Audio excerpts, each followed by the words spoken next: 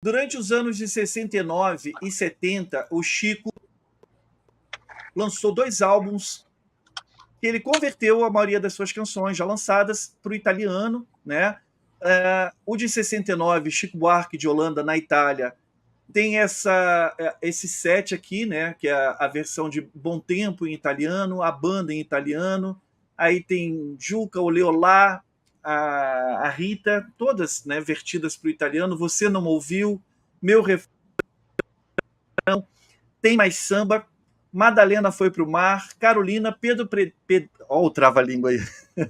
Pedro Pedreiro e A Televisão. São 2 discos. O segundo até tem o fator Ennio Morricone, né? Mas são 2 discos que eu ouvi devido, acho que ao lance histórico e tudo do Chico tá na Itália e não sei o quê. Aqui, o segundo por conta do Ennio Morricone. Mas eu confesso que eu não os ouço. Eu não tenho muito interesse neles. Acho ok e tal, mas não me pega. Conheço, fiz questão de conhecê-los. Vocês gostariam de falar algo a respeito desses 2 álbuns em italiano? Eu queria falar uma coisa antes desses álbuns, e tem 2 canções importantíssimas que o Chico lança depois do disco de 68, que não estão em nenhum LP, né? Que é Sabiá, mesmo, do festival Sim. Eu coloquei os singles no final para a gente falar, mas vamos lá aqui, ó. Tá aqui, ó. Pois é, eu acho que eu que estou tentando seguir a ordem cronológica da coisa. Não, né? Tranquilo. Né? Acho que a gente contextualiza melhor a passagem do tempo. E aí, tipo, Sabiá, que é uma questão, como o Miguel falou, é uma música tão política quanto Caminhando, né? Quanto, para não dizer que não falei de Flores, né? E logo depois, no festival da Record de 68, que foi no começo de dezembro, o Chico concorre com uma outra canção chamada Bem-vinda, que ela fica em 6º lugar, né? Quem ganha esse festival é o Tom Zé, com São Paulo, né? E os Mutantes também ficam bem colocados com o Astronauta Libertado. Tem esse mesmo festival, né? Qual é o nome dessa música? Não recordo. 2001. 2001, justamente. Parceria com o Tom Zé. É uma música também parceria com o Tom Zé, né? Então, o Tom Zé foi o grande vencedor desse festival. Mas aí, nesse momento ali, eu acho que com o passar das semanas, acho que eu imagino que os censores começaram a se tocar que Sabiá também tinha uma conotação política forte.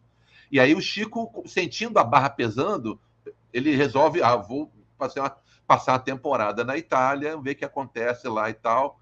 Não foi um exílio, né? Ele não foi exilado como Chico, Caetano e o Gil, mas ele... Não, ele foi por vontade própria. Ele meio deu uma fugida estratégica, né? E nesse primeiro momento em que ele está na Itália, aí o Sal pode voltar o disco lá, é que ele grava esse disco aí de versões em italiano de canções dele, com os arranjos muito em cima dos arranjos que foram gravados no Brasil. Originais. Né? Não são arranjos originais, mas são parecidos com os originais, né? Se eu não me engano, as versões das canções são do grande amigo dele, Sérgio Bardotti, né? Bardotti. Depois ele viria traduzir aquele musical, né? Os Saltimbancos, né? Anos depois, o Chico devolveria a gentileza traduzindo os Saltimbancos em português, né?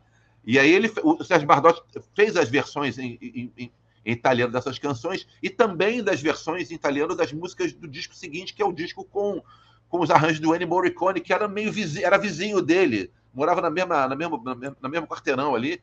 Aí chamaram o Ennio Morricone e assim, o Chico assim, uau, caraca, o Ennio Morricone vai fazer arranjo. E assim, eu escutei esse disco hoje, do Ennio Morricone, e cara, eu gostei mais do disco. Os arranjos são muito estranhos, né? São muito esquisitos.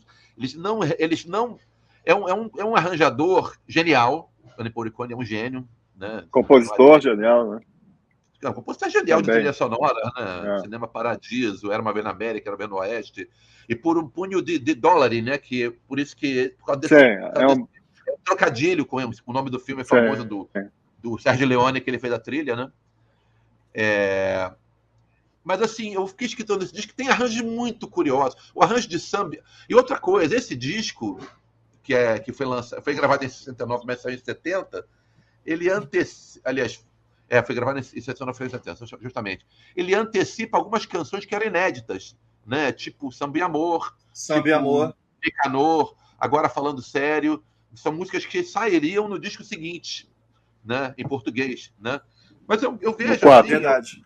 Hoje, eu escutando, assim, o arranjo de Samba e Amor dele é muito bonito, cara. O arranjo de Quem Te Viu, Quem Te Vê é muito curioso, cara. Ele pensou uma coisa totalmente diferente, distante do que o Chico pensava, né? Mas, enfim, é uma curiosidade na discografia do Chico, né? Claro. Não, eu não desmereço o álbum, sei da relevância e tudo, mas não é para mim, assim, só isso, assim, é a parada minha. Mas acho super interessante e tudo, mas tem um fator histórico acima de tudo maior do que eu gostar de eu colocar ali para ouvi-lo e tal. Sim, Miguel, gostaria de falar? Seguramente ele é estranho, né, Sal? Ele é muito estranho. E não aconteceu, né? E não aconteceu ele, né? Nenhum dos dois, assim. Ele foi lançado muitos anos depois no Brasil, muitos anos depois do original. Uma cópia dele original em vinil era disputada na porrada, assim, né? O Romero tem a dele ali da época. Não tem. Tô brincando. Esse aí? Fala, Miguel, você gostaria de comentar a respeito desses dois italianos? Não, é isso mesmo. Era um disco visando o mercado italiano e não teve a repercussão. Na época, a Elza Soares e o Garrincha moravam também na Itália. O Chico conta que participaram de algumas peladas e tal, mas realmente apenas o sucesso da banda não foi suficiente para abrir um espaço para ele. E a música italiana tem seu valor, é forte e tal. Então, ele acabou voltando ao Brasil e fica como uma curiosidade realmente, né? Romero Carvalho. Não, só uma adendo, assim, o Chico fala que foi o trabalho mais importante que ele fez na Itália, ele foi motorista do Garrincha de Elza Soares, né? E aí ele era motorista. Então, foi a função mais nobre que ele cumpriu na Itália, foi isso, de acordo com o Chico. Detalhe que a amizade dele com a Elza perdurou por muito tempo, né? A Elza sempre dava entrevistas exaltando o Chico.